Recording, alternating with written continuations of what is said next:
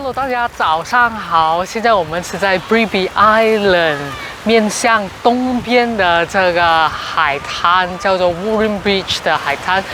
你们刚才看了早上的日出的影片和照片，是不是觉得这边的日出特别美，非常非常的美呢？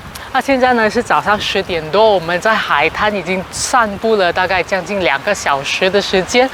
现在我们也看到海边有越来越多的人，有人在玩冲浪，有人在玩水，还有人在堆泥的。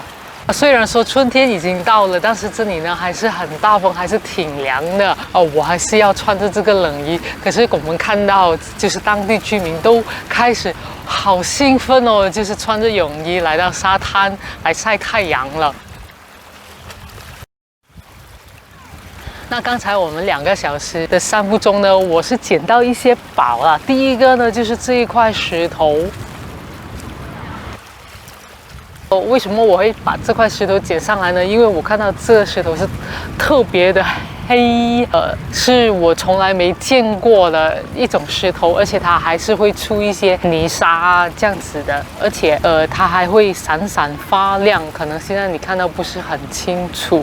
那第2块呢，我捡起的石头就是这个，因为我看到它的时候，它看起来有点像木块这样子，我猜它应该是从岩石那边掉下来的，对我来说也是很新鲜哦。我甚至还把它放进水里去试一下，它到底是木还是石呢？因为木会浮起来嘛，可是它是沉下去的，所以我确定了它是一块石块，我觉得很新鲜，我就把它捡起来了。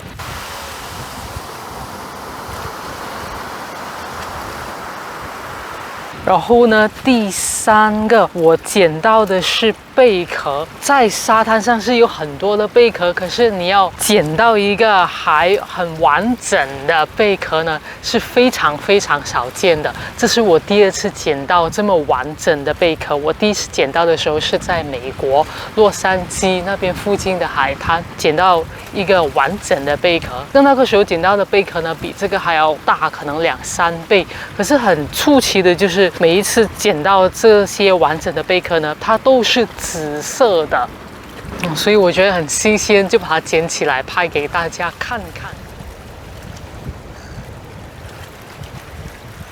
那我们知道贝壳在还没成为贝壳之前其实是蚝嘛，那蚝里面是有一块肉的。那珍珠呢，也是在蚝里面发现的。那珍珠其实是怎么样形成的呢？当蚝在海底下的时候，有时突然间一个大浪把好多的沙子冲进去蚝里面的时候呢，那么呢，这个蚝它就要赶快把它的贝壳紧紧的关起来，不让再多的沙子被海浪冲进去。当这些沙子在里面的时候，其实这些沙子它是在割着这个蚝的肉，一点一点的一直在割着它的肉，它就是这样子一直的忍痛，一直在忍着这个痛。它又不能打开贝壳，因为它打开贝壳的话，海底的生物会把它的肉吃掉，它就死了。它也不想再让更多的沙子冲进去它的贝壳里面来割它的肉，它就一直很紧，非常非常紧的闭着它的贝壳。然后一直忍受这些沙子在贝壳里面割着自己的肉，一直在忍受着这种痛，它就是常年累积下来的这一种忍受，一直忍到它慢慢的这些沙子跟它的肉磨成一粒珍珠。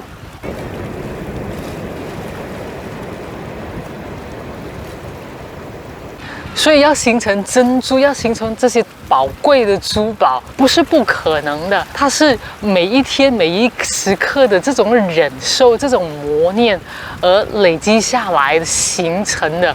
我们看到珍珠的时候，哇，珍珠的价钱多少？是不是很贵？因为是很稀有的东西。但是如果你只是在海岸上捡到一个烂贝壳，那值钱吗？其实根本都不值钱，值钱的是它忍受过后的那个过程过后形成的那个珍珠才是最珍贵的。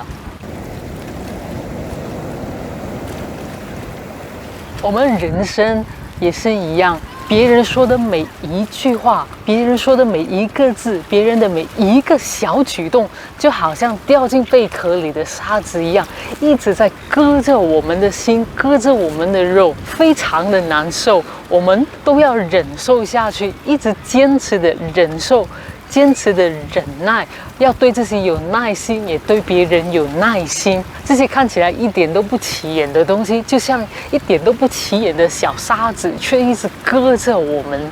渐渐的，这种磨练呢，让我们自己形成非常有价值的一颗珍珠，闪闪发亮的珍珠，而不是海滩上随便一捡就有的烂贝壳。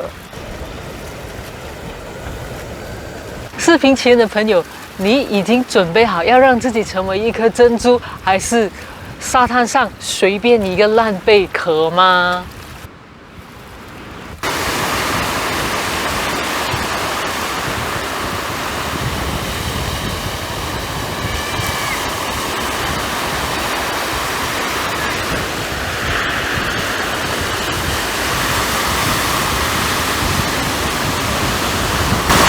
我还捡到3粒石头哎！